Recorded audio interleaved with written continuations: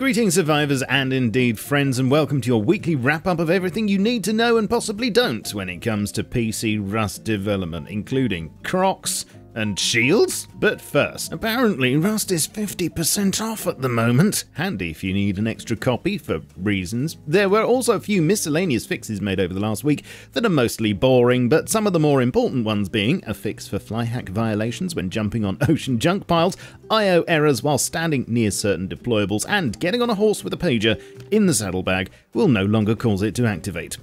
The pager, that is, not the horse. Such fun. So, it seems we've made a small step closer to getting some kind of medieval Rust going this week with a load of new commits regarding work on shields. Now, this is not a new concept by any stretch, and apart from having been thought up the first time someone picked up a scooped out turtle shell and thought, hey, the Rust community has been banging on about them for longer than most players have been alive, and I've covered a few of these concepts over the years. Well, it looks like they're finally committing to this one, and although we don't know the when or the what, we do know a bit about the how. It seems that the current plan is they'll be equipped in the backpack slot and stored on the back when not in use. Plus, when worn on the back, they will give protection and act like armor if hit. They'll absorb damage and lose durability as a result, and will be automatically equipped in your hand when a valid weapon is whipped out, such as a sword or M92, which have both been mentioned so far. There will be some restrictions whilst using them, such as no ADS or throwing of melee weapons, chiefly because the right mouse button will be assigned to blocking instead, and you won't be able to attack whilst blocking.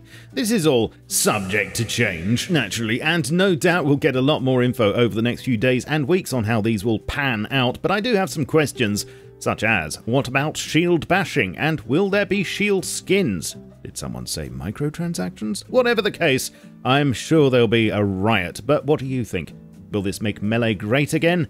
Let me know below. There are some further adjustments coming to vendors. Instead of price changes happening 4 times a day, the Zimbabwean hyperinflation system's being swapped out in favour of one adjustment every 5 in-game days.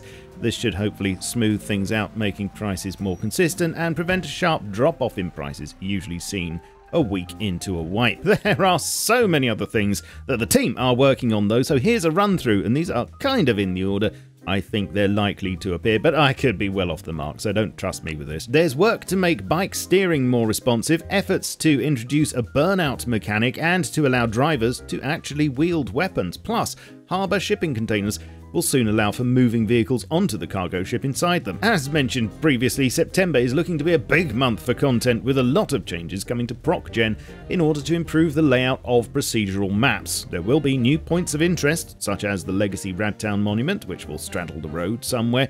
Cliffs are being reworked, there are legacy-style wood piles coming, and new food caches for water wells. There are commits relating to an ocean wreck buoy, and I'm not sure whether this will also be attached to new underwater points of interest, but we shall see. There's more work on a Frontier Hazmat DLC, along with a Frontier Hatchet skin, and there was a Blunderbuss skin for the double barrel that was being worked on a while back, which I assume will be connected, maybe, but hasn't been mentioned recently.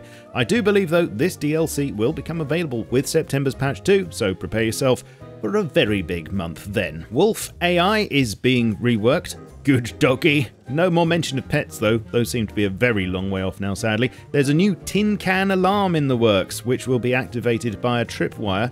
This could be coming soon, but no definites yet. There's the rock, paper, scissors game still being bashed away at by Paddy, and as mentioned last week, wallpaper is getting some attention now too. And don't forget from last patch's block, yes, they are going to do a big effort in regards to anti-cheat stuff soon, just in case you were wondering. Looking further afield, and there's going to be a new jungle biome, it seems, with jungle ruins and a few new animals to go with it.